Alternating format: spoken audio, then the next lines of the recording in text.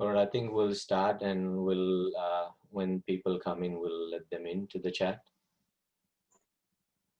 All right, hi everyone, and welcome to another activity-based session. This is our 13th session, and we thank you all for your previous participation, interest, and feedback. We are glad to hear the simple techniques shared have been beneficial for you and have made a positive impact. Today's session is very interesting and it will be interactive, giving you great insights about yourself and what it might be within your deep-rooted subconscious that enables relationships or can cause blocks. I was surprised to know myself that my relationship with myself is the reflection of every single relationship I have, including the ones I seek. So is there something we can change within ourselves to attract a dream partner if single? Or can we consciously enhance our existing relationship to be of genuine excitement and joy rather than convenience? Well, that's what we'll find out through the 3 activities planned for today. Before we begin, some general housekeeping. Please keep your profile on mute. And if you want to say something, use the chat window. And if for some reason the webinar times out or there's a technical difficulty, please use the same link we provided earlier and jump back into the webinar. So I'll now hand you over to Kalyani. Thank you, Sachin. Very warm welcome to everyone on our 13th session. Thank you so much for joining us so far, and your feedback is what keeps us motivated as well. So thank you for that. So can we have the next slide, please? And the next one. Thanks. Today's topic is very interesting. As Sachin mentioned, it's about uncovering our relationship blocks. And I think Jayanti and Naina will admit that when researching, we had so much fun. I think it's like a journey of rediscovering your own self even. So we're very eager to share this with you. And this is going to be a very easygoing conversational kind of session. And we've got 3 activities. They are interactive, so keep a notebook and pen handy. And there'll be some, there'll be a quiz and some sessions where you might need to make some notes. So we welcome you to share your notes, share your opinions through the chat window, or if you'd like to keep them private, that's fine as well. You can write it down and then reflect on the notes you made. So Jayanti, let's go through what the session is going to entail. So what do you think about identifying signs of relationship blocks? Such an interesting topic, right? I feel like as a person who has been single for a, let's say, significant amount of time in my life, I love to learn about relationships, about just being a better person with my love life and dating and all these things. So what I've noticed through my own journey, and because this is such a fascinating subject to me, I speak to so many other people about it. And I constantly research for my own good and just love sharing knowledge on this subject.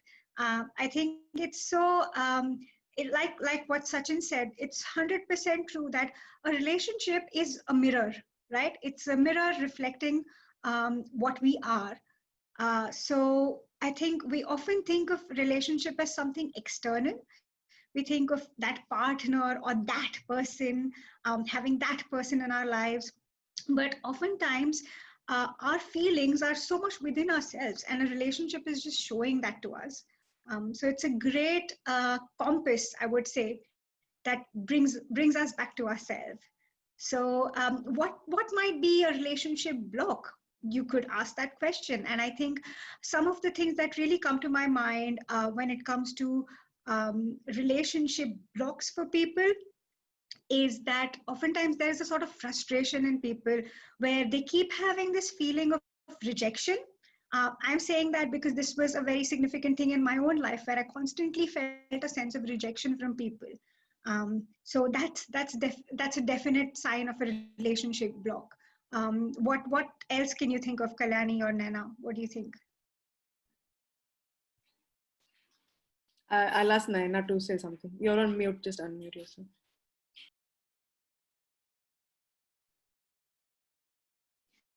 Do you want to unmute yourself first? Yeah.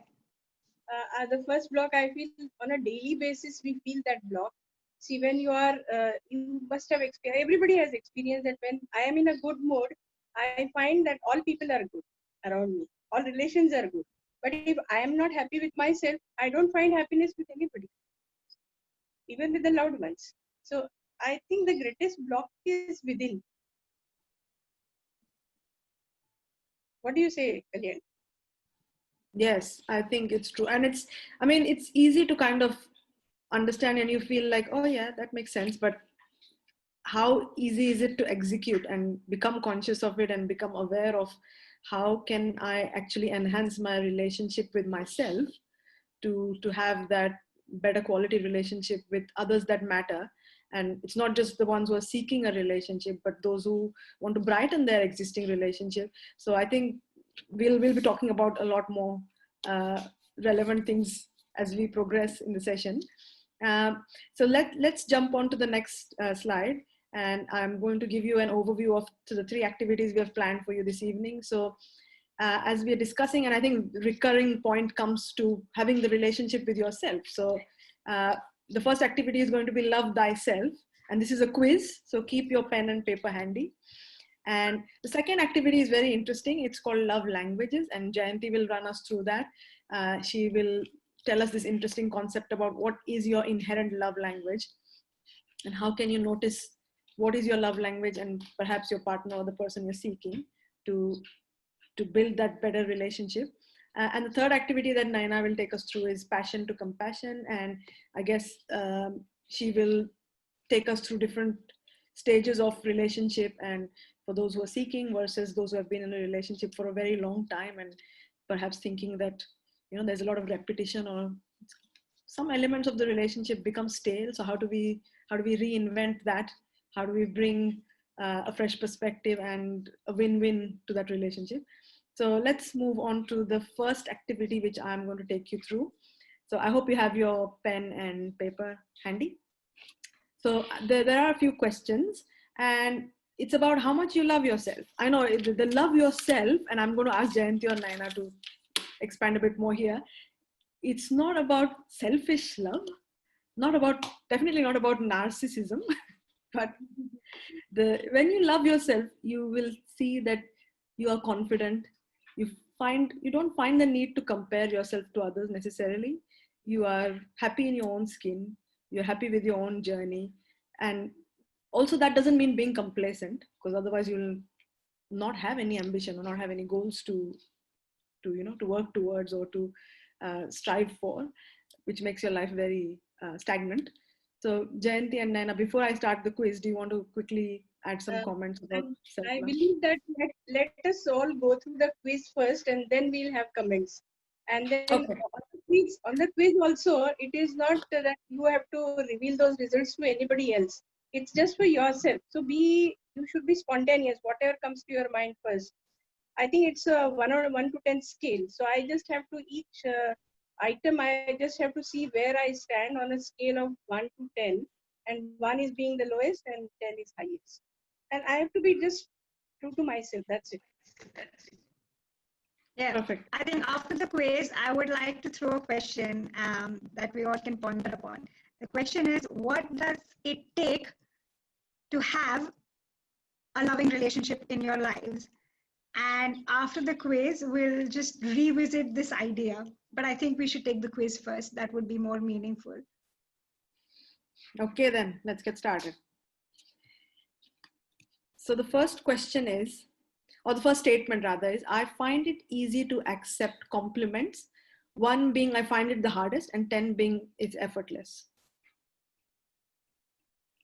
I'll give you a few seconds to give yourself a score. Okay. I find myself spontaneously giving compliments to others.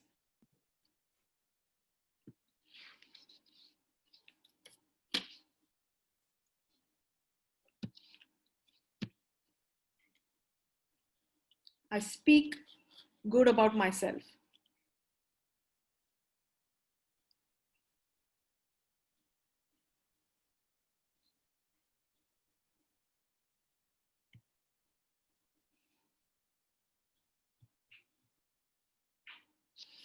I praise myself when I feel I deserve it.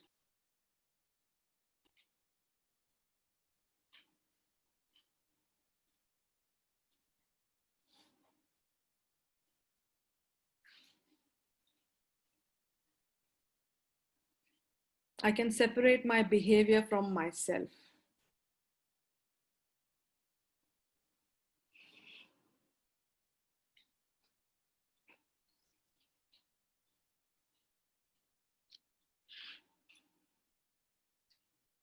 I proactively take care of my body.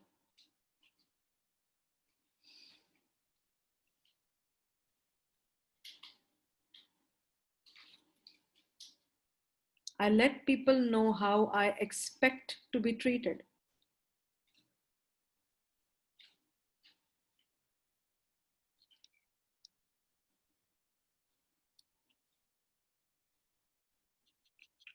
I get around good people.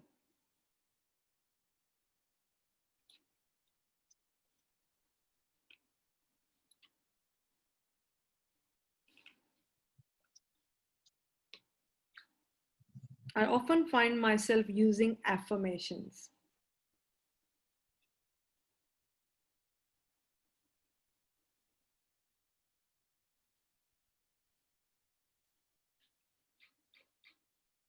I work at having pleasure without guilt.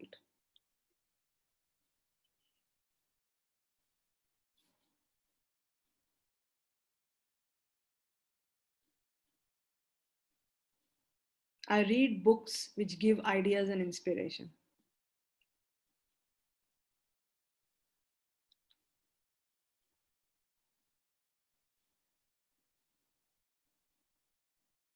I often picture in my mind how I want to be.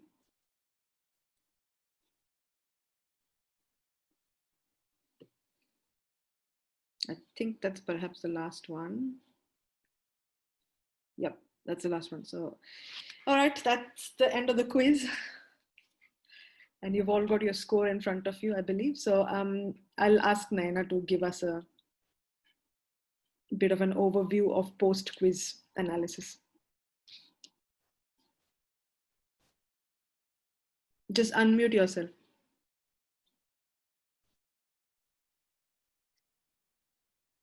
The statements appear so simple, but when we give a deeper thought to it, probably we are ourselves sometimes surprised that, okay, do I really get a 10 on 10 on this? Most probably, if I rate myself, I will not get 10 on 10 anyway. Because there are like, for example, if I say that, how good I am at appreciating myself, I mean, taking the compliments from others. So most of the time, you end up saying thank you. But sometimes some people say, oh, you are looking so good in this dress. So I come with an explanation, no, this is so old. So um, then if my spontaneous response to a compliment is this, I go on explaining, probably I should give myself a score of say 5 or 6, not beyond that. But if suppose people, if I can gracefully say thank you, genuine compliments, I believe I can give myself 8 or 9. That's just one example. Jayanti can give her feedback on it.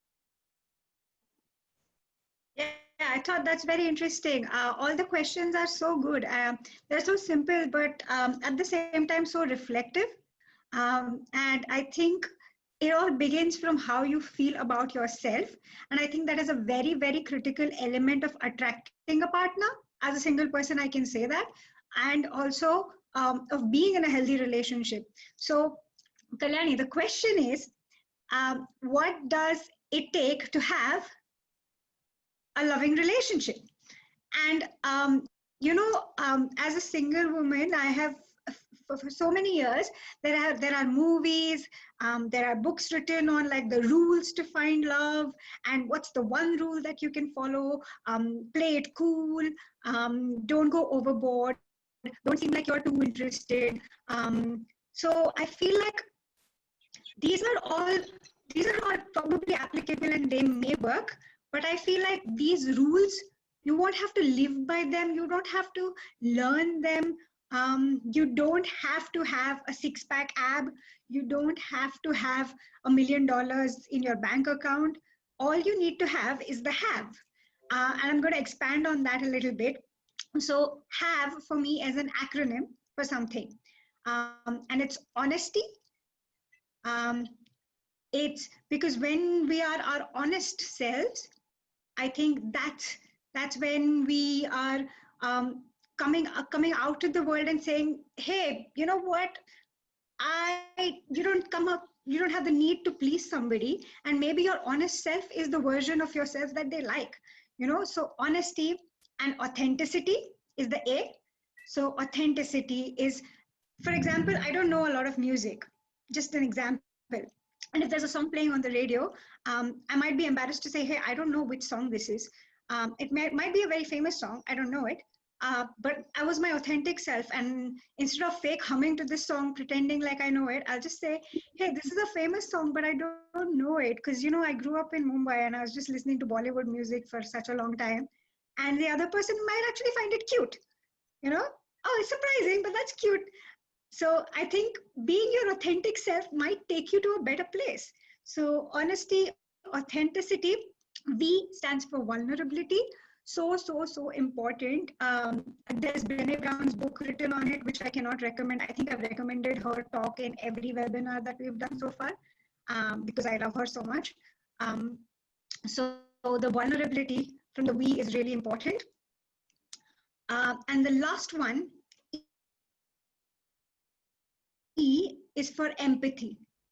So I think oftentimes we think that people ghost us or people don't respond back to us. And we often get this attitude that it's their loss, that they didn't want us. We're amazing, and that's a good attitude to hold, that you're amazing.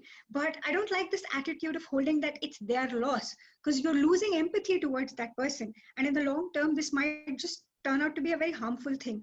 So I think the have is really important when you want to build a loving relationship. So more than playing it cool, more than having a six pack, think about these four things when you are showing up on a date, or when you're interacting with your partner, with your significant other. Uh, I think that would be much more meaningful. And to get to those things, to be your honest, authentic, vulnerable, empathetic self, I think these are the kind of questions that are in the list that you should be asking yourself. So that was my little bit on this. That was great, and that's a innovative and original acronym by Jayanti. So great work on that, Jayanti. Thanks. There's a comment from Gayatri which I want to talk about a bit. So she says, definitely I feel like our ideas of romance and relationship are heavily influenced by media and Bollywood movies. So for those of you who didn't grow up in India, or you would agree that it does get influenced by media, but Bollywood is like this huge thing. It's a part of the culture scape. Like, it's so interwoven. Every single thing that is depicted there, you aspire to have the body or the clothes or the lifestyle or the romance even.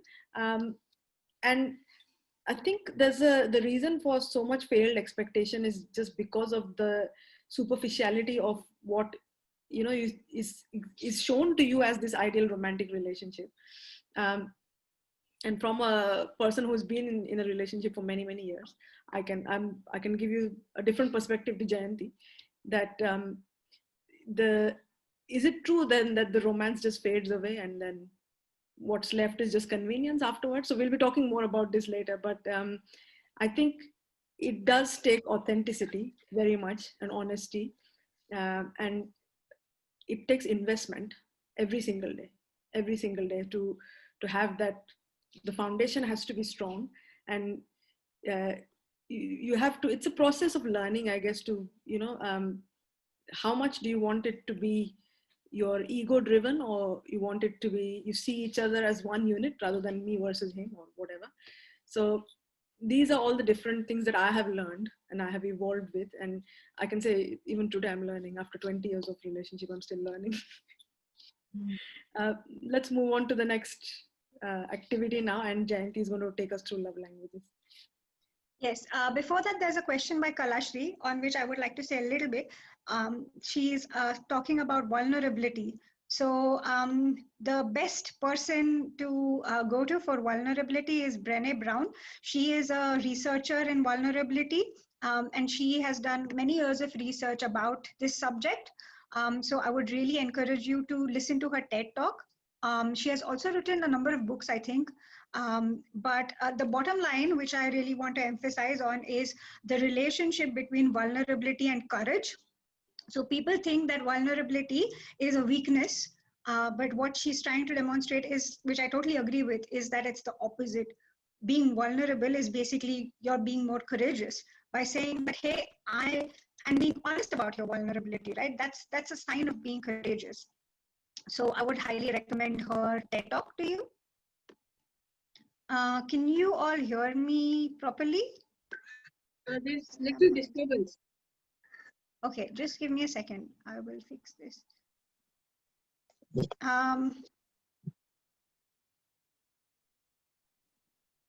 Maybe we can move to Naina's part first until I fix my... We can hear you now. Now we can hear you.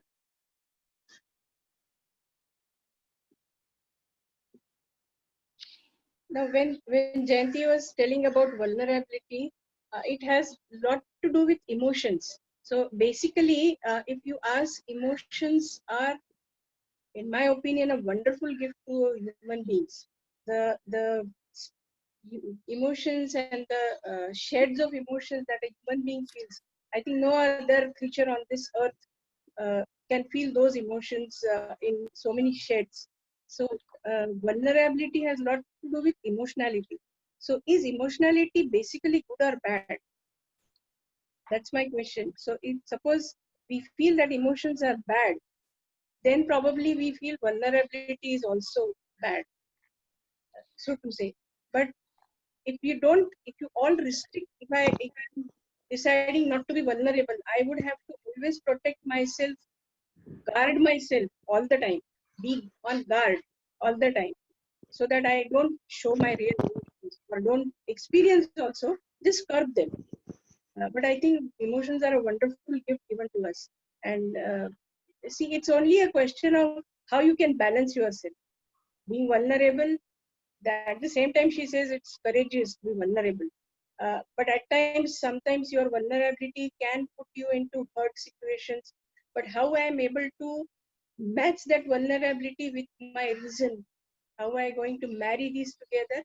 I think that makes a difference. But altogether, curbing my emotions or vulnerability probably is not the way to lead a life.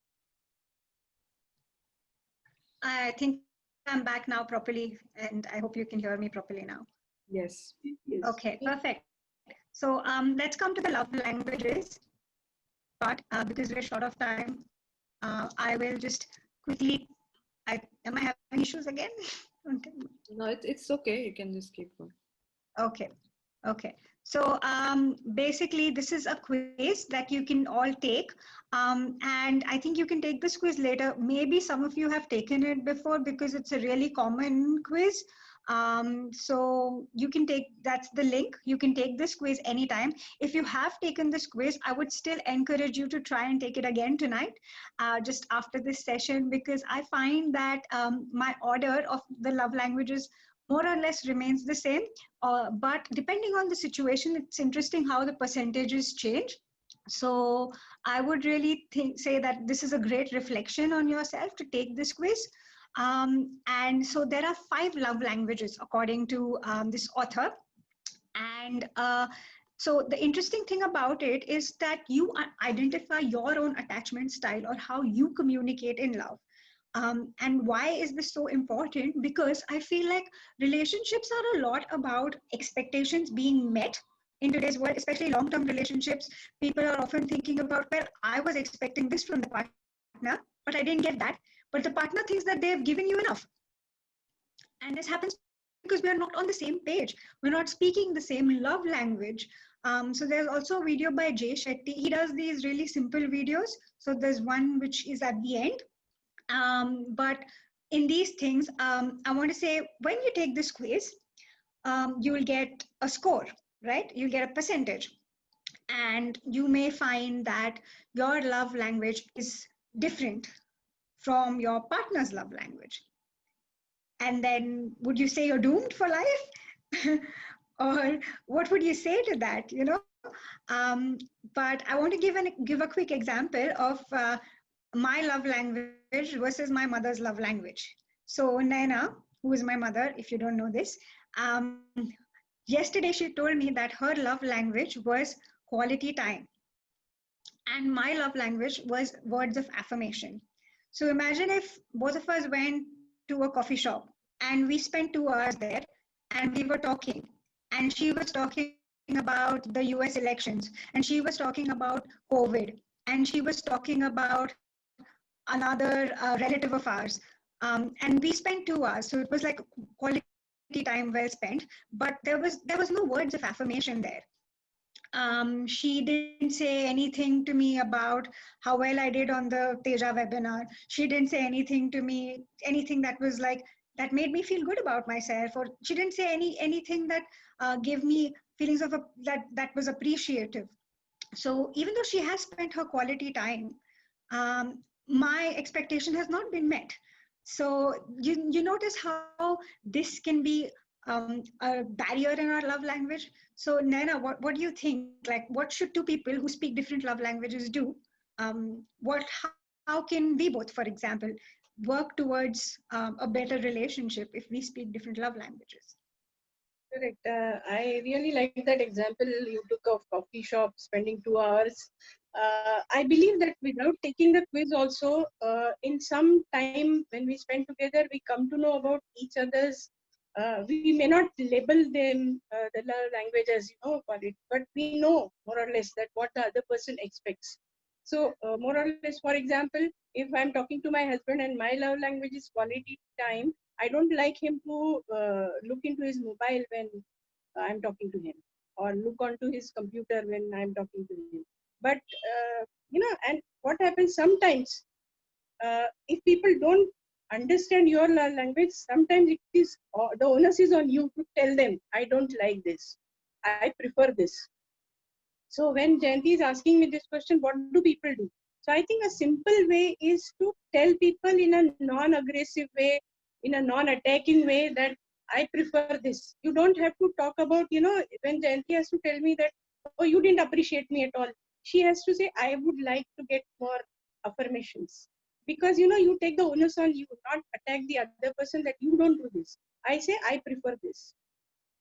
It's more a healthy way of understanding each other's love language, and maybe expecting and fulfilling each other's whatever love language the other person is predominantly wanting. That's perfect. And one more thing I want to touch upon, which Kalyani said and which Gayatri raised before, is about movies and our upbringing. And Kalyani shared with me earlier that her love language is acts of service. So if Kalyani was making a Karan Johar movie, Shah Rukh Khan would not be spreading his arms. I think instead he would be doing the dishes.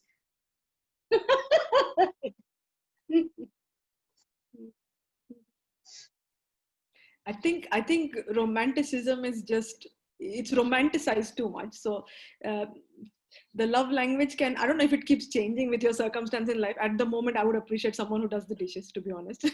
But that's just practical. But I think depends on how you perceive it, right? For me, I think that someone who is a partner in true sense is someone who is very authentic about what they like, and they take genuine interest in what you like, or they appreciate you for your individual skill, your passion, your whatever your strengths are, and they really contribute when the time comes. So to be honest, I would prefer someone who gets down and does the work rather than giving me gifts. But that's my personal choice. So I guess it's about finding the the golden midpoint, I guess, in terms of the love languages. But do take the quiz. It's quite interesting, and the questions are I think, like Jayanti said, even if you take it after this session, the chances are that it'll still be very close to what you have done in the past. I would like to comment on one comment by Apurva. What she's saying about vulnerability is that we have to be consciously making the choice while being vulnerable with the people, close people, or we make a choice to be vulnerable with. But I think in a daily life, we don't get so much conscious choice of, no, it just happens. If you just go by that choice, I think you will lose your spontaneity.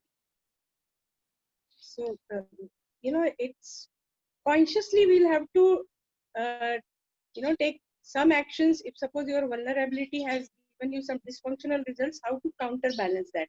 But if we make a decision and then act with people, it will be too much artificial. We will lose the spontaneity. That's what I just wanted to comment on Apurva's opinion. No, that's great. Yeah.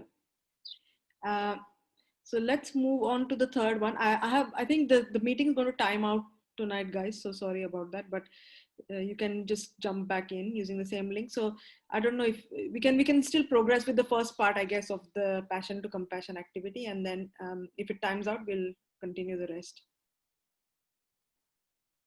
You want to go ahead with it now, Naina? Yeah. See, when we are talking about relationship and when it becomes a role, especially the romantic relationships, I believe that people start romantic relationships quite young. When the first thing happens to people in their teens is probably infatuation. So that is more or less infatuation happens to them. Nobody is, make an effort to be infatuated. It just happens. It's totally, we are unaware of it, and it's with least awareness we get into a relationship of passionate infatuation. Then probably we have casual romance. Some people have get into casual romance, but what happens in this casual romance, sometimes we are not on equal footing. One person likes the other person more and the other person is not too much into that relationship, but they don't probably declare it to each other for many fears of being rejected, or uh, wanting to be pleasant to the other person, not hurting the other person. But then in the end, probably it leaves some scars on the person who gets more hurt in that relationship. Now, sometimes people get into romantic relationships, but it turns out to be like, amicably they find that, okay, romance is not probably happening in us, between us. It is not a possibility. We don't get on that romantic, tune with each other. So they just amicably. I am saying amicably, which is very positive, because then both the persons have the acceptance of that we are moving from a romantic relationship to a maybe amicable friendship, or without putting any hatred for the other person, or uh, like Jayanti mentioned that, okay, it's their loss or something. So it's more positive, and it is good for the person. It is good for me, because if I carry that hatred or that negative feeling, it's that person is not getting any hurt. I am going to get the hurt as long as I carry it that way. Now, there are from in the passion journey. I think we can show the next slide.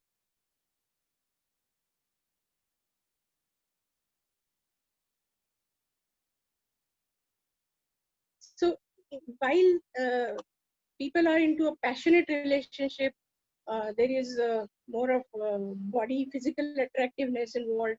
There are very strong emotions involved, and slowly when it grows into some other dimensions, and if I can see, while making a choice for a longer commitment than a just casual relationship, when we progress into a committed relationship, the other aspects like spiritual dimension, the financial dimension, all other aspects come into picture. If we can see the next slide.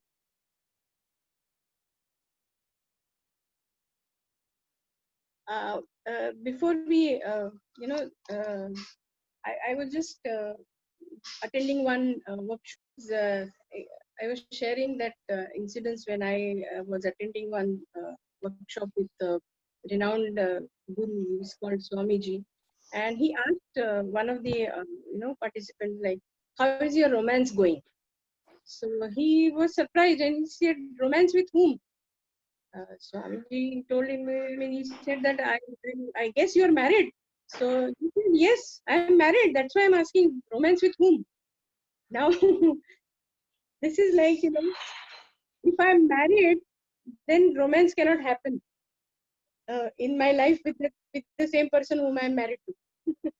This is the uh, probably the assumption. So I believe that there are certain assumptions which are popularized by way of jokes or something, but many times it so happens that romance is only connected to people who are younger, people who are not married or not in a committed relationship. Once the relationship gets into the commitment zone, probably people feel that there is a misconception that the other emotions, the passion is somehow fading away. So if we can go to the next slide and then come back again to this slide, we can just focus on what happens in a relationship, what all stages we go through in a relationship. So if we can just go to the next slide. Yeah. So if you see, this is a passion to compassion is a non-linear progression. It's not that one thing happens the other, or it is not going to come back. See, for example, if I start by way of in a relationship, by way of getting attracted to somebody, probably it gets converted into romance. We meet, we have dates, and then probably into physical relationship. Then we also have friendship relationship beyond the only physical relationship. We help each other, we are there for each other. Then it gets transformed into love.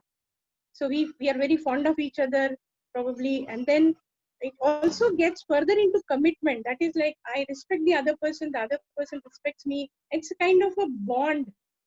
Maybe we call it devotion or some kind of, there is a commitment, strong commitment coming in. Beyond that, there is a relationship of compassion. There is, in compassion relationship, there is empathy.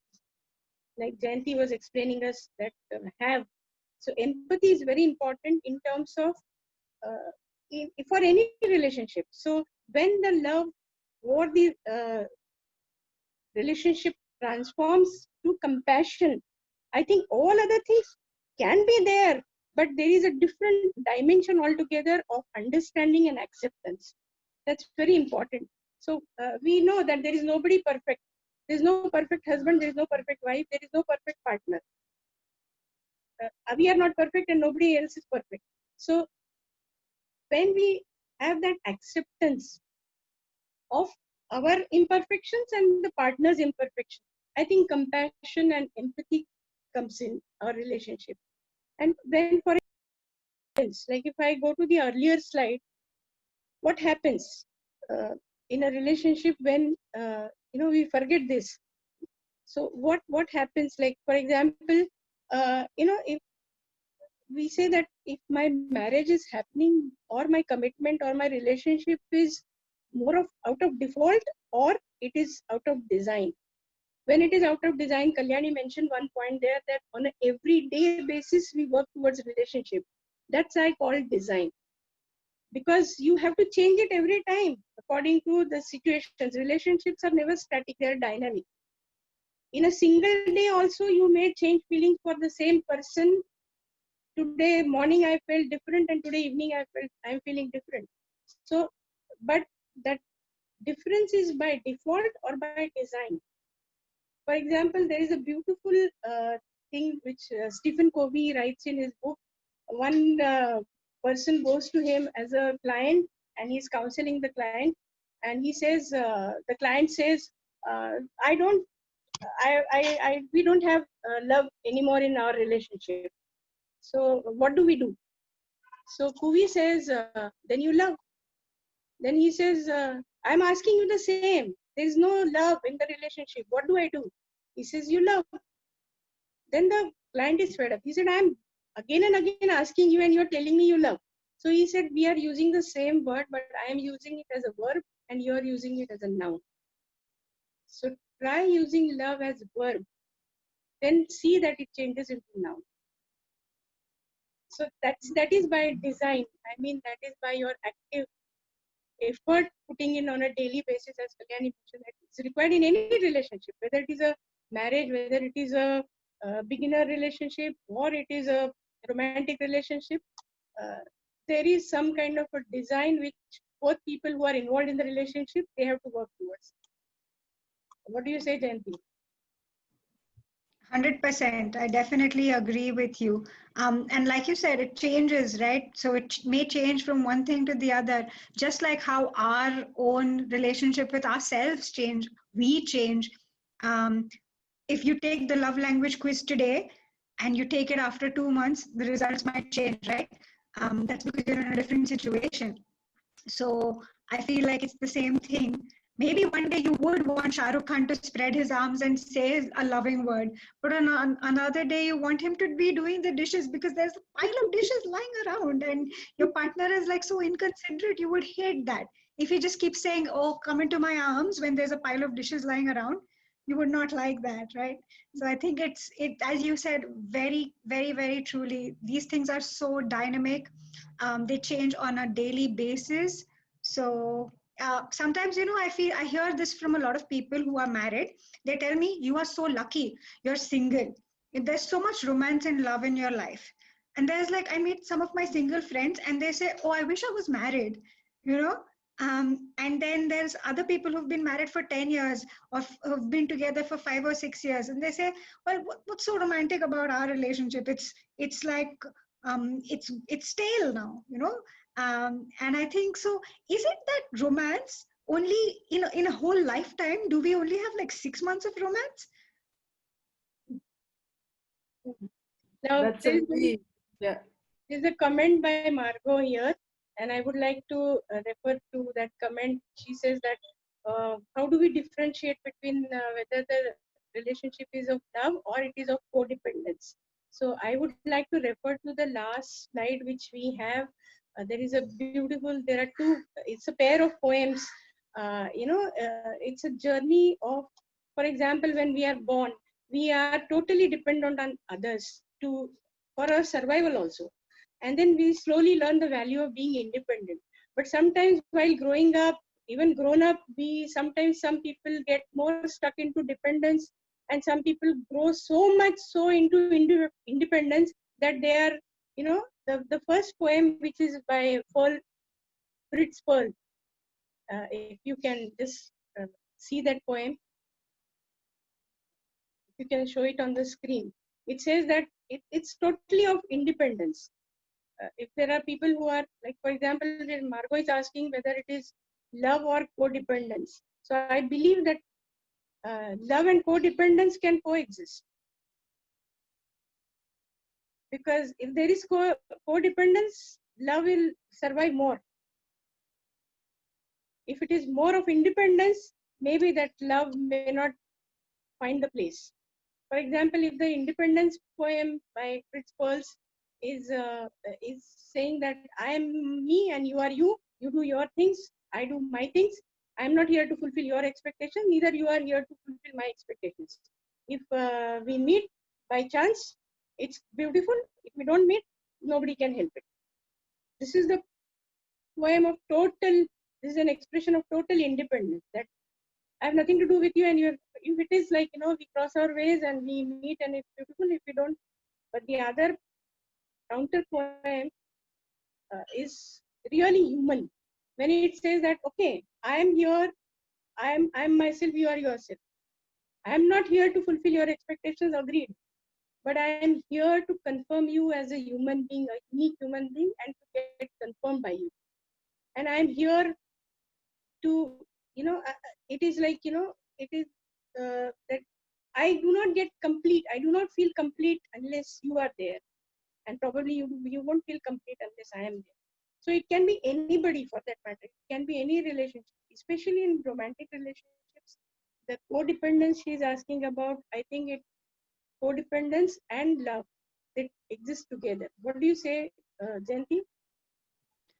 I think it's interesting. Margot is also asking, is codependence unhealthy? And I think it's just a matter of a degree, and it's also a very personal choice. Again, it depends on your own love language, right? Some people may find that we are on a very different page if we. I think love, for me especially, I feel like is more of a want than a need, because I think if we should not, we I would want to be with somebody because I want that person in my life, not because I need to have somebody in my life, because I feel this may sound very different from what you said, but it's just my opinion, and I feel like as individuals we're already complete and whole. And I think love should not complete us. Love should add some flavor in our life, add to our bucket, you So know. what I was drawing attention to was, if you look at in the universe, it is all everywhere you will find it is interdependence. There is nothing, you can't be just in dependence zone or independence zone. Everything is interdependent. If you see anything happening from your morning to go to sleep, everything is interdependent. There's so many things we don't even realize, that our morning tea which we have is out of interdependence that is coming to us. There's so many people working towards for we get as a morning tea. So I believe that the universe is valuing it. It's the basic fundamental thing is interdependence. I don't know whether you say codependence is not interdependence. I am really I'm not Yeah, I very. think interdependence is a much better word than saying codependence. And it makes much more sense because we're human beings, we're social, and we're here to love. So I definitely think we, as human beings, we are here to love. So yeah, that definitely makes sense what you said. Yeah, I just want to take on Apurva's comment as well. She says love should involve codependence, and codependence is not necessarily love. So I think, right, interdependence sounds more like I am me, you are you, but when I'm with you in this, this whatever life has given me, this gift where you are with me, together we are producing something, of a more beautiful nature. And same, I am being the enhancing element for what you are doing in life, and you are the enhancing element for what I am doing in life. So I think if both see this with equal respect, I find that, after being in a relationship for so many years, the respect element kind of exceeds love in my view.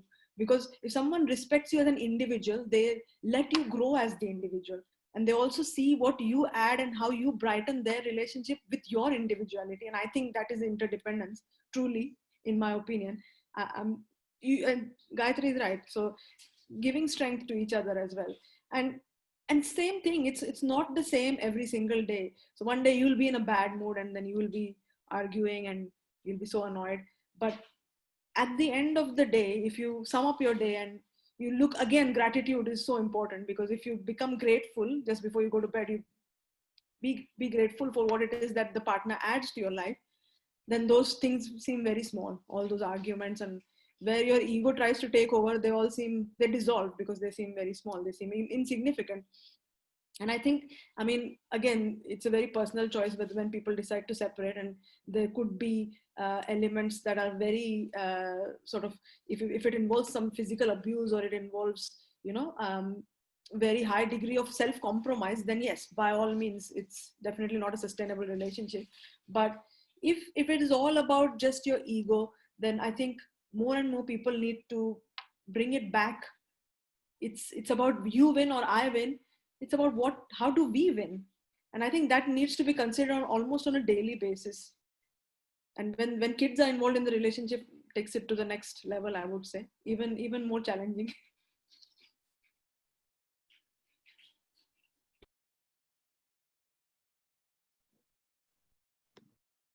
I agree with you, Kalyani, that the focus should be on we win, not you against me. But then many times it so happens that in our, maybe the emotions take over, and then probably sometimes forget that, okay, this is our aim. But then when we go on that premise of we win, I think many possibilities emerge. Many possibilities which we have not thought of also will emerge.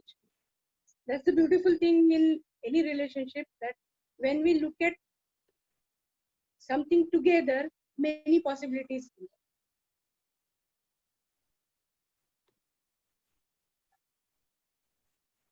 Yes, thank you. I agree with that. And now we'll move on to a short and succinct meditation which Jayanti will conduct for us. Perfect. So the meditation is about 5 minutes, so we can all do it now.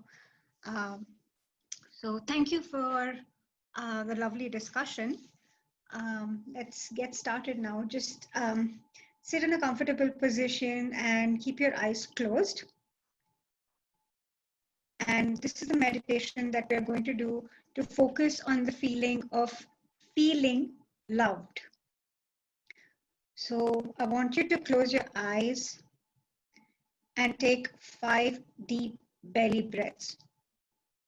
So 1, breathe into your belly and out. 2, out. 3, and out. 4, and out. And 5, out. Now you're in a much more relaxed state of mind, and you're ready to be a more loving, compassionate, and empathetic version of yourself. Now, I want you to bring to mind somebody that you love. It could be a partner, it could be a friend, it could be a family member, someone you deeply love. Bring this person to mind. Visualize this person. They're in front of you right now. Feel their energy.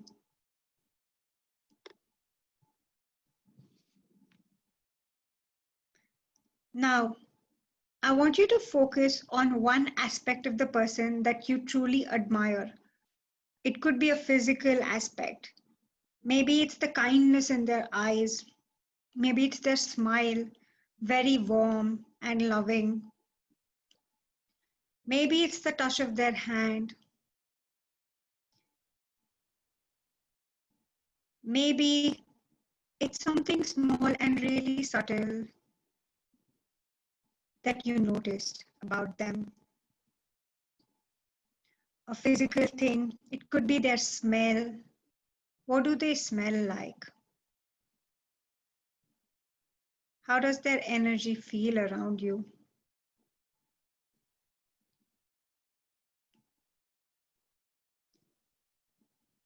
Think about how you feel in their presence. You feel valued. You feel respected. You feel loved.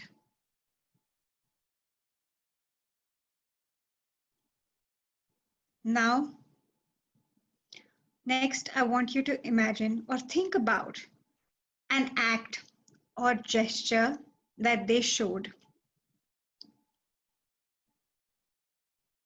Something that they did that you really, really appreciate.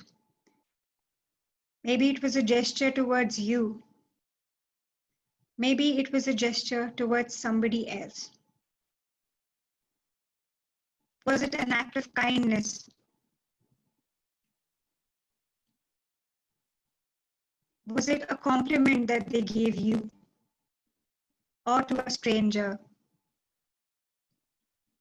Maybe they spoke a kind word.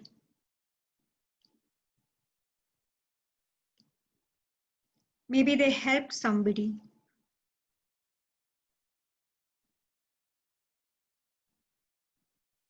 Dwell in this for a moment and feel the love and gratitude towards this person.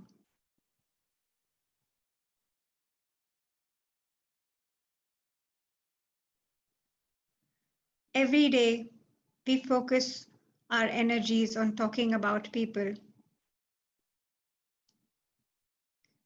Today, We're going to consciously focus our energy on appreciation and gratitude.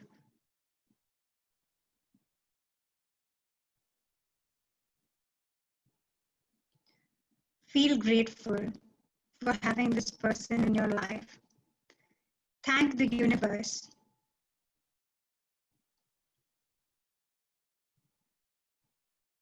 Know that every interaction you have with this person is an interaction of love. No matter how the interaction goes, you know that there is an underlying love for this person.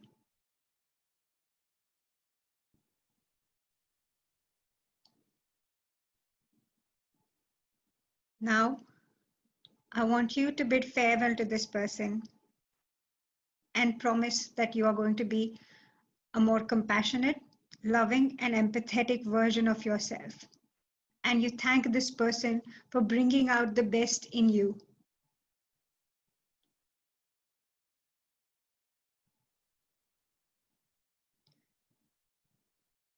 Give this person a hug and feel the love within you.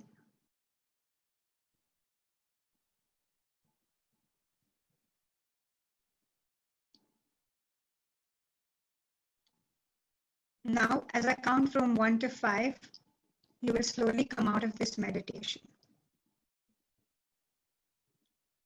1, 2, 3.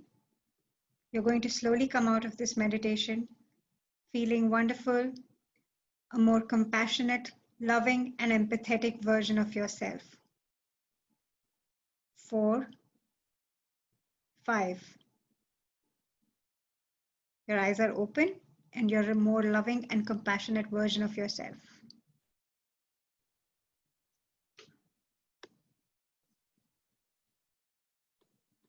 How did it go?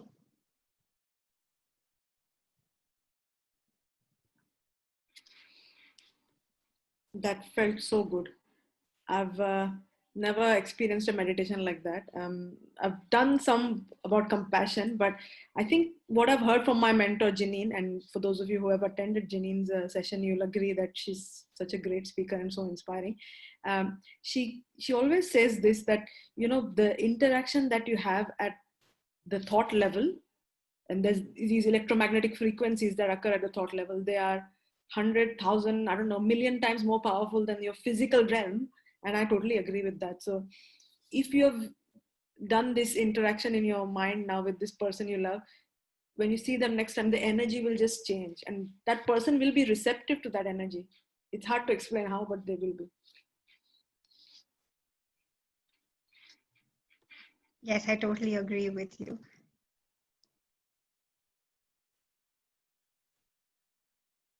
Should I speak about the references? Yes, so thank you everyone who commented on how they felt after the meditation. That's great. Jayanti will just go through the references and some of the resources that we looked into when we designed this session. So you want to go through it, Jayanti? Yeah, sure. I've done my whole bunch of research about relationships, love, dating. There's a couple of things which I found extremely useful, which I will highly recommend to everybody, especially to people who are single. There is Catherine Woodward Thomas.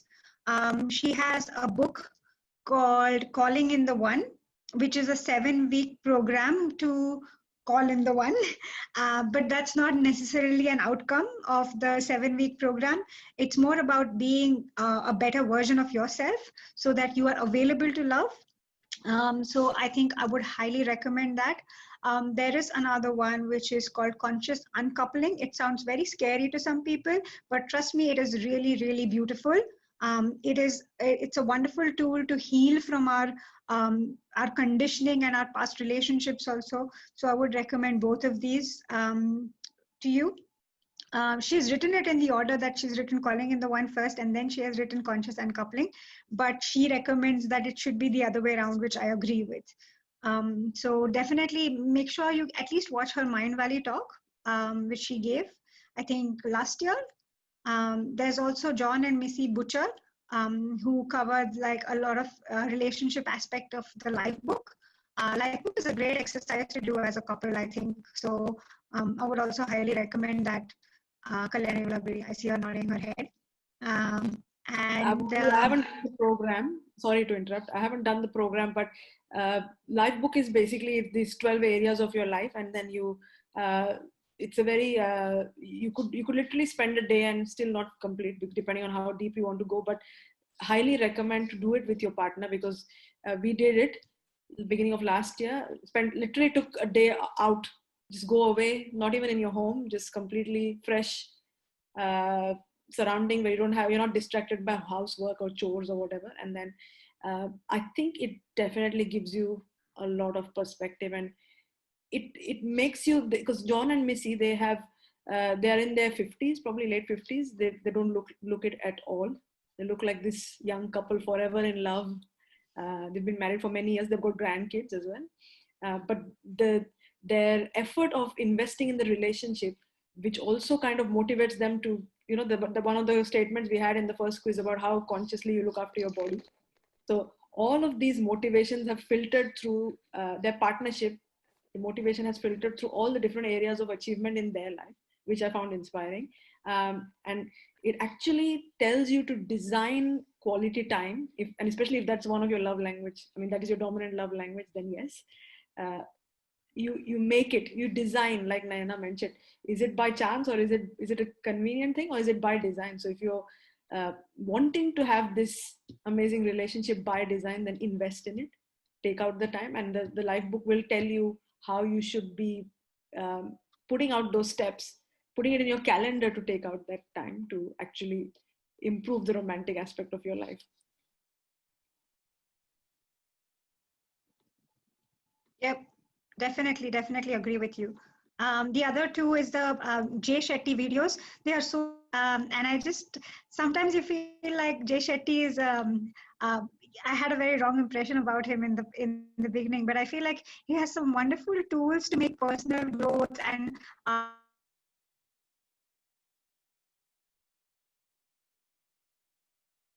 videos.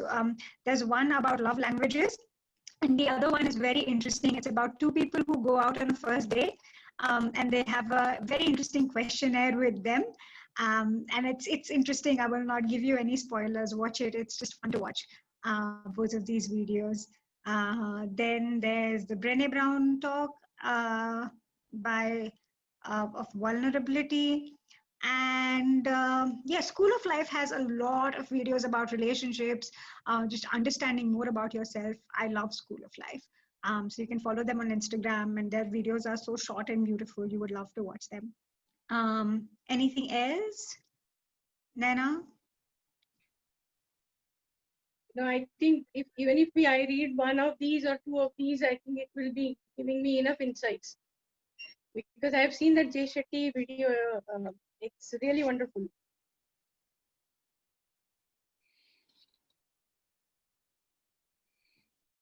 Great. Thank you, Jen.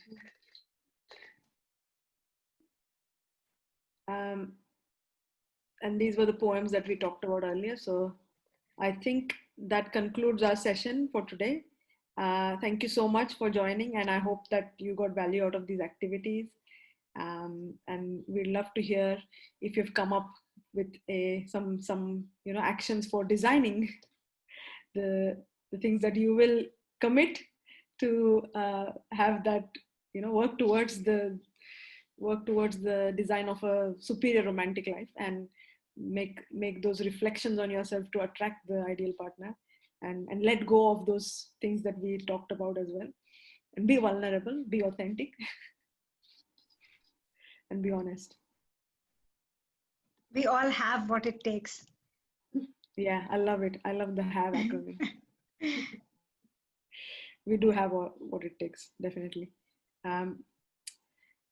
All right. Thank you so much once again, everyone. And we really appreciate you joining and giving us feedback. So let us know what you think. This session is going to be recorded as usual, and we will put it up on our YouTube channel and share the link with you. So, and if we miss sharing, please do visit our YouTube channel every now and then, so you can catch up with the sessions that you may have missed. Thank you. Bye-bye. Bye. Bye, everyone. Thank you.